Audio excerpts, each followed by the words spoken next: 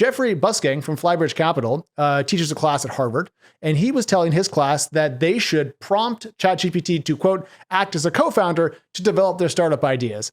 And this struck me as slightly worrying, but I just wanted to get a vibe check from you. If someone came to you and said, Jason, I'm a founder. I'm not a solo founder, though. I also have my AI co-founder. Would you laugh them out of the room or take that seriously?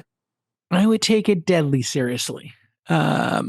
Because it shows like some visionary lunacy that, when you see something odd, weird, peculiar is like maybe a good word.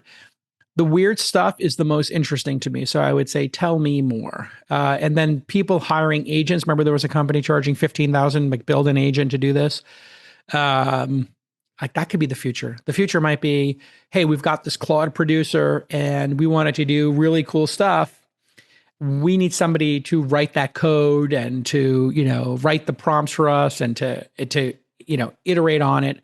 So there's somebody out there who is a specialist at Claude and Zoom and audio and video and podcasting, and they just keep building tools. And, that becomes a startup in itself, or they just sell you the agent. And then your agent goes for an upgrade, like buying droids. So there might be like Jawas out there doing this kind of stuff. I like it. Sure, why not have an AI co-founder? That you were much more positive about that than I expected, but I'm totally here for it. I also like the idea that people can create what they don't have on their own and just be a little bit less dependent on other people joining on early. So that's a good way to build more companies.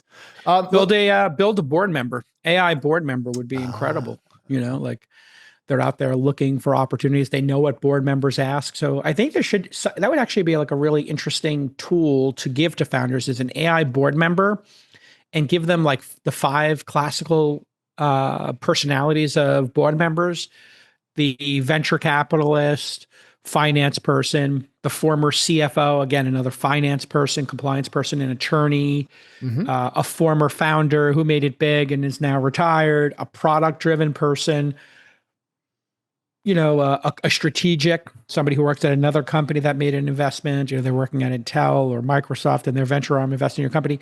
And that board, all bundled together and built out, is reading your board deck, and you get a preview of the questions they might ask. I think you could do that today. You could just take your board deck and say, what would board members ask about these? And I bet your founders are doing that already. So Lon just told us, producer Lon says that he had a founder university company in his pod that had a board of directors that was entirely ChatGPT. So apparently we're trailing founders here by a little bit, but I think this is going to become pretty common because not every board member is so unique as to be unreplicable with a digital system.